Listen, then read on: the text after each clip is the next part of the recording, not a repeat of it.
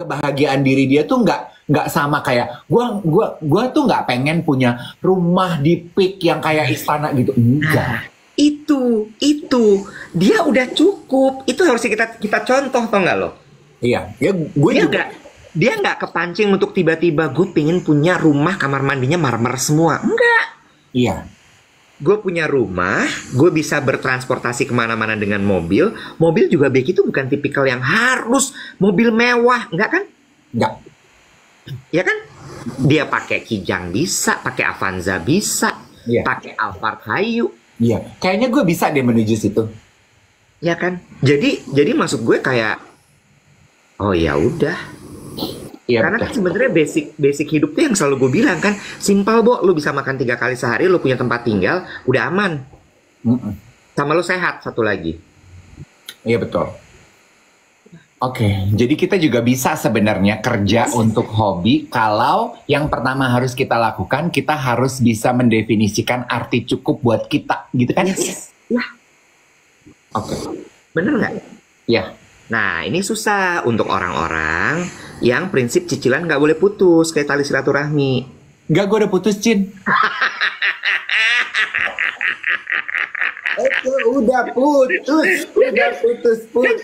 Ada loh yang kayak gitu, aku kerja tuh buat cicilan. Hah? Iya, menurut aku biar aku semangat. Hah? Iya. Ada. Iya, tapi itu juga mengenai udah cukup, itu juga buat gue lagi diuji. Jadi nyokapnya temen gue, ya tujuannya baik ya. Dia gini, kamu tuh kediaman kamu tuh berapa meter persegi sih, Dev? Terus gue sebutin, segini tante, segede kotak sepatu ya. Udah waktunya deh. Udah Aduh.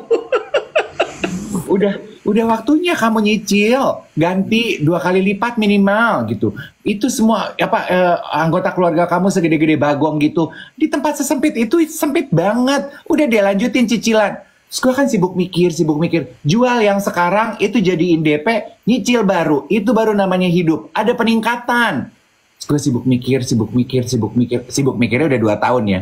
Terus gue ngeliat Becky kerja jadi hobi. Terus gue decided, no. Gue udah cukup tinggal di kotak sepatu. Iya, karena kebutuhan lo kotak sepatu.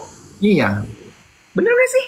iya, Coba kalau misalnya rumah lo 3 kali lipat dari ukuran lo sekarang, lo mesti punya pembantu iya. buat bersihin. Mm-mm. Naik dong berarti biaya hidup lo. Iya, Ya nggak? iya, ogah. Tapi bagian itu dari kehidupan gue tuh lagi diuji loh, Iwet. Beberapa sahabat dekat gue tuh lagi sibuk ngomporin gue. Yune, gue lagi cari rumah, kalau nggak di Kemang, di Tebet. Kita tetanggaan. Hah? Nggak pengen gue. Nggak usah gede-gede, minimal 400-500 meter. Ah, nggak mau gue. Iya. Lo tau nggak? Tapi kadang-kadang ya netizen tuh juga jahat. Apa? Temen gue tuh pernah cerita. Jadi dia sampai buru-buru dia beresin rumahnya biar cepat jadi. Karena dikomenin sama netizen. Misalnya siapa namanya, misalnya Mas Dev gitu ya. Mas Dev tuh kalau bikin konten cuma di situ-situ aja ya.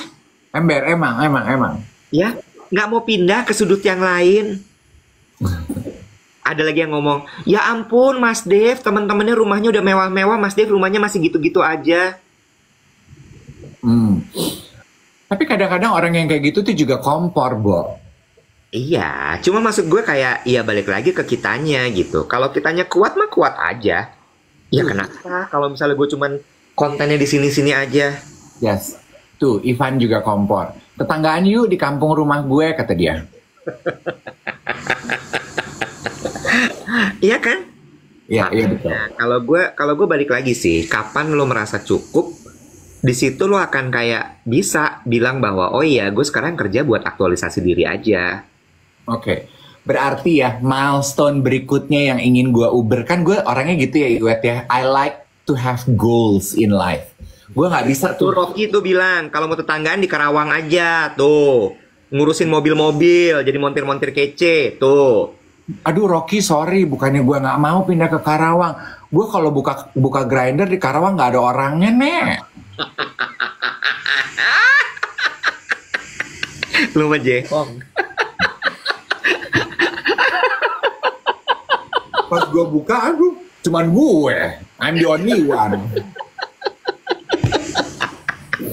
Tadi gue mau ngomong apa ya? Oh, milestone. Milestone berikutnya yang ingin gue capai itu adalah itu. Titik sukses hidup gue berikutnya adalah ketika gue sudah bisa kerja untuk hobi. Nah, that's it. ya kan? Merasa cukup. Gue kenapa bisa ngomong gini, balik lagi gara-gara si stroke itu sih. Gue cuman mikir gitu waktu itu gini, gue rumah udah ada, punya tempat tinggal. Ya nggak? Gue bisa makan 3 kali sehari. Makannya enak lagi. Gue mau makan apa juga gue bisa beli gitu. Nggak kekurangan. Ya kan? Okay. Ada kerjaan. Ya udah gitu, apalagi sih? Sebenarnya begitu. Iya. Sebenarnya pembahasan kita ini adalah antidot terhadap kehidupan zaman sekarang ya, yang kayaknya tuh nggak pernah bisa puas. Ya. Dong? Tapi orang-orang kayak gue udah nggak bagus di perusahaan sebenarnya. Kenapa? Udah nggak ambisius. Oh, tapi bisa nggak gini? Mungkin nggak? Berarti sekarang diskusinya gini. Mungkin nggak orang yang tidak memiliki ambisi dalam kehidupan pribadi, tapi masih punya ambisi dalam bekerja? Gue belum bisa menemukan jawabannya untuk itu. Oh gitu, karena rata-rata orang ambisi itu ya terima bulat gitu. Dia orang yang ambisi secara pribadi, dalam pekerjaan juga dia ambisius. Dan orang kerja itu kalau perusahaan biasanya nyarinya orang yang ambisius. Iya, karena gini, kejadiannya adalah misalnya ada yang nawarin bisnis sama gue gitu, terus bilang gini, kamu nanti akan dapat persenan sekian persen. Itu gede loh. Gue liatin gini, I don't need that. Gue senyumin aja. Karena ya gue udah gak ngejar situ. Lo salah kalau mancing gue dengan persenan, mancing gue dengan kayak kamu akan dapat harta begini begitu. Udah gak kena di gue. Ini tapi kata Nona gini, suamiku gak ambisi di kehidupan, di perusahaan super berprestasi. Itu berarti pekerjaannya hidup bukan sih? Berarti dia bisa memisahkan kali, Wet. Gue nggak tahu sih, cuman menurut gue sulit ya, Dave ya. Nggak tahu kalau di kasus gue tuh, soalnya gue tuh kan all hearted ya. Kalau ngerjain apa-apa tuh 1000% gitu. Makanya jatuhnya nih kalau di gue konflik sekarang. Di satu sisi gue masih harus ngejar, tapi di sisi lain gue udah kayak gue nggak mau nyari apa-apa lagi gitu. Iya, ya lu ngejarnya cuman di prestasi pekerjaan aja, tapi nggak usah dalam kehidupan pribadi. Kayaknya berarti bisa tuh dari teman-teman yang komentar ada yang bisa melakukan itu tuh, Wet. Bertanya nih sama lo, kehidupan pribadi sama kehidupan profesional tuh bedanya apa sih, Dave? Nyampur nggak sih? Enggak dong, profesional kan cuma satu bagian daripada kehidupan pribadi lo. Kan nih ya, kan kita tahu ada roda kehidupan tuh. Roda kehidupan kan banyak, Web, kisi-kisinya. Profesional, sosial, religi, financial, gitu-gitu kan. Profesional kan cuma satu. Menurut gue nggak bisa, apalagi di pekerjaan gue. Misalnya gini nih. Kerjaan gue nih, itu nyambung semua kalau di gue. Supaya pekerjaan gue sukses, maka gue harus networkingnya kenceng.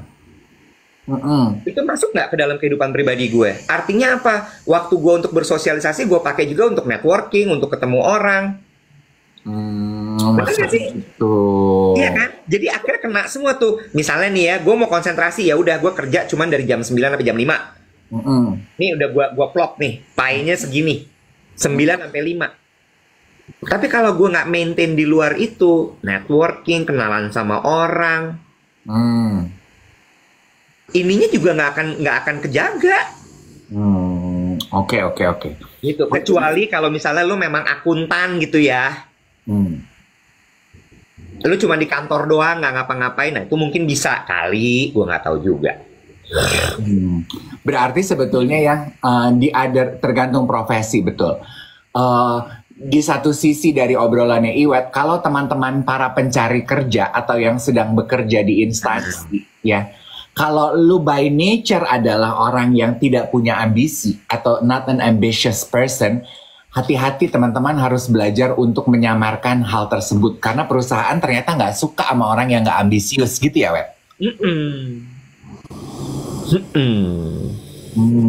Jadi perusahaan tuh demennya justru ngelihat orang yang selalu haus, selalu lapar, selalu mengaum gitu. Iya. Gue kalau hire orang kan juga gitu, ambisius nih, oke nih. Oh, nah ini berarti nih dapat masukan kalau lagi wawancara kerja, lo harus memperlihatkan kalau lo adalah orang yang ambisius. Iya, eager. Gue tuh ngejar gitu. Oh, okay. Hustle. Oh. Yang bisa kayaknya menempatkan pekerjaannya di atas segala-galanya gitu. Oh, seneng tuh gue. Oh, walaupun itu cuman acting ya? Ya terserah, nanti kan pasti akan dikejar. Oke. Kan ada itu 3 bulanan kan, review 3 bulanan. Oh, oke. Terlalu banyak nih yang gue share pagi ini, kurang baik. Kalau lo nggak pengen sharing, lo nggak usah siaran, lo meditasi. Iya kan? Tuh, bener. Tapi rata-rata orang sekarang memang semuanya ambisius kan, Wet? Ambisius, itu gue setuju.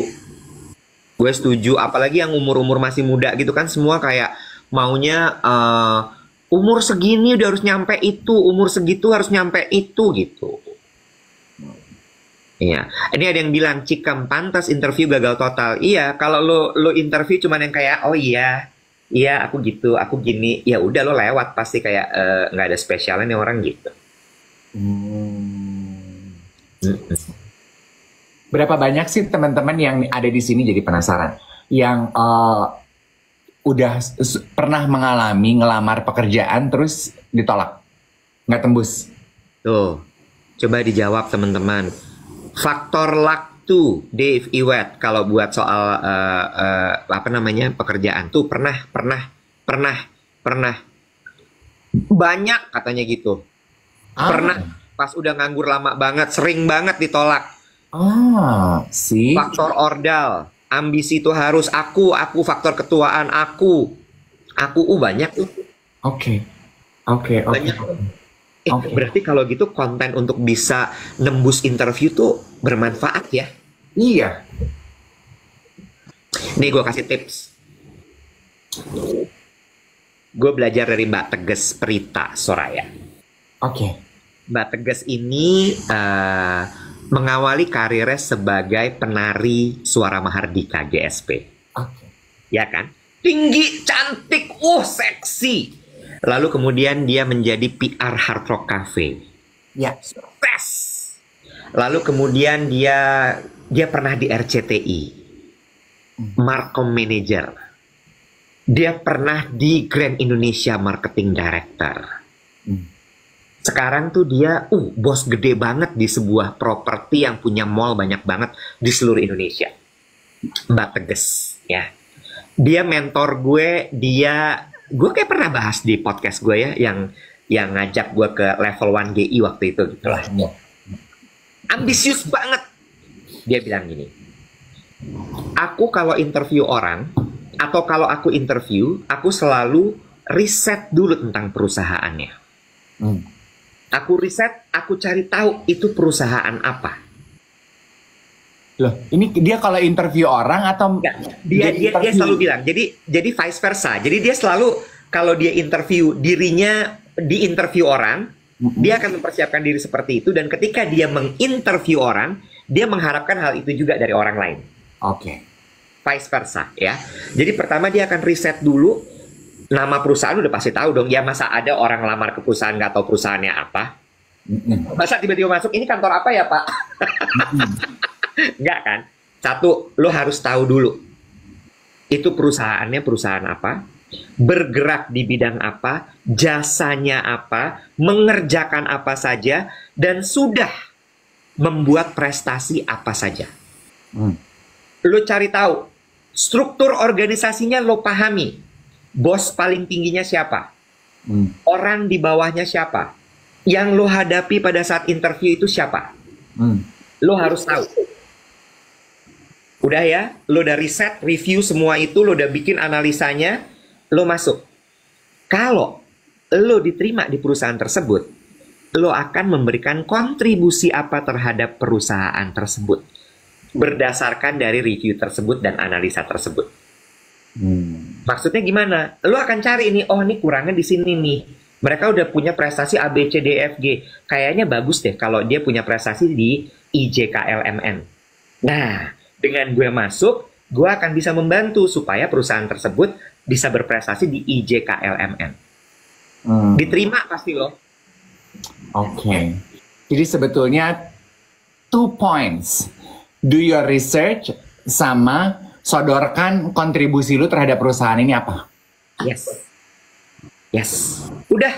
Kalau lo bisa melakukan 2 hal tersebut, pasti diterima.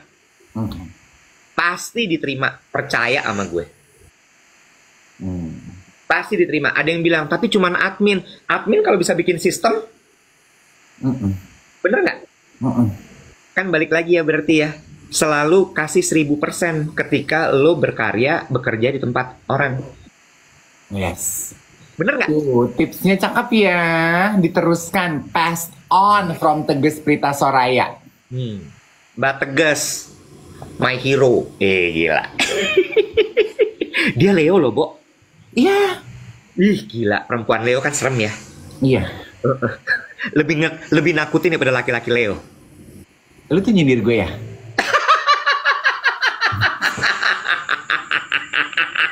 Kan lu kombinasi. Lebih nakutin lagi. Gue karbit, yes. Yes. Hybrid bukan karbit, Gili. Oh iya. Lu juga Leo, PA. Iya. Kayak gitu dia bilang, gue langsung gini, ih gila ini bener banget loh. Karena banyak, Bo, yang datang ke ruang interview terus bingung gitu. Kamu tahu ini perusahaan apa? Tahu, Pak, disebut nama perusahaannya. Kamu tahu kita bergerak di bidang apa? Enggak, Pak. Lalu ngapain kesini, Nyet? Sabar, tahan. Bener gak sih tapi? Tapi masa sih ada orang yang selugu dan sedodol itu? Ada banget. Gue tanya, gue sering gitu ya kayak, kamu tahu kami perusahaan apa? Iya tahu, Mas gitu. Perusahaan media, oke. Kamu tahu title kita apa aja yang di bawah perusahaan kita? Diam. Enggak lagi, aku nggak tahu. Terus gue gini, oh, kalau gue jadi lu, kalau dia gini, kamu tahu title kita apa aja? Enggak. Kamu tahu kalau perusahaan ini udah tutup bulan lalu? Dia kukut-kukut langsung beberes keluar. Pahit.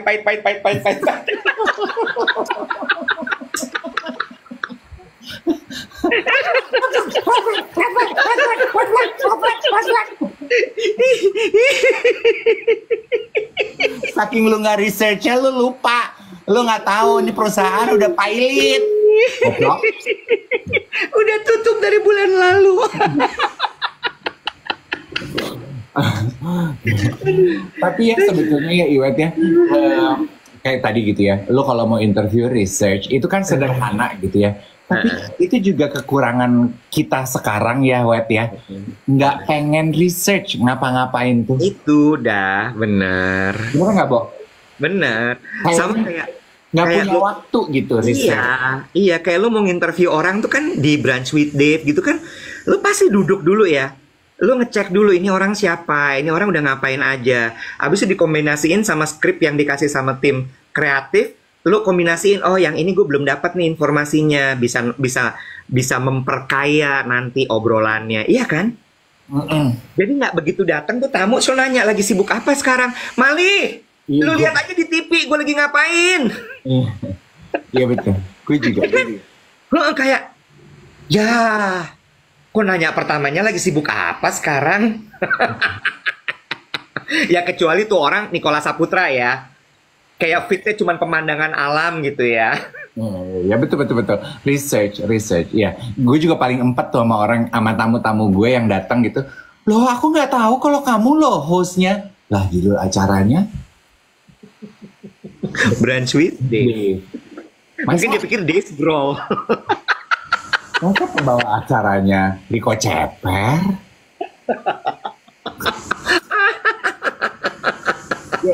Oh ya, gue langsung off tuh. Yeah.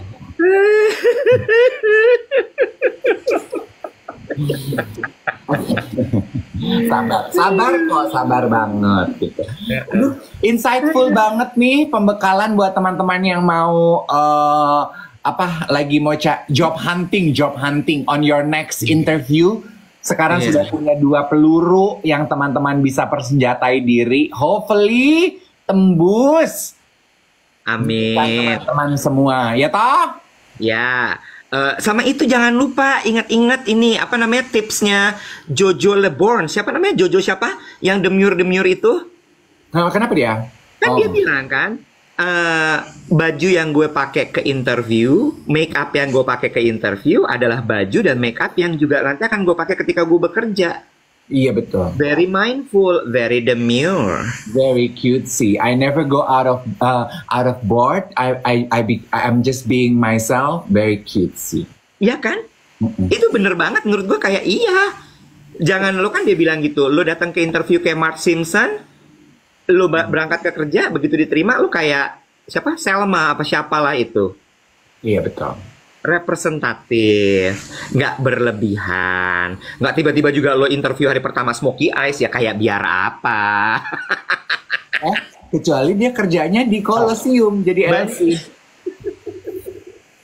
Ya, sesuai, very mindful, sesuai dengan pekerjaan yang lebih dik. Lo nggak boleh menghakimi yang perempuan-perempuan Smoky Eyes. Siapa tahu dia kerjanya di klub malam.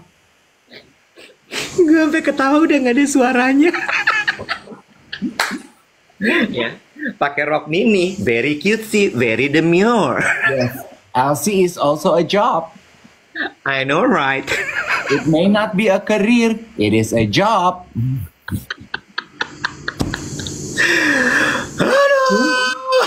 Besok kita siaran lagi besok udah jam 8. Besok lu jam berapa? Besok lu yoga?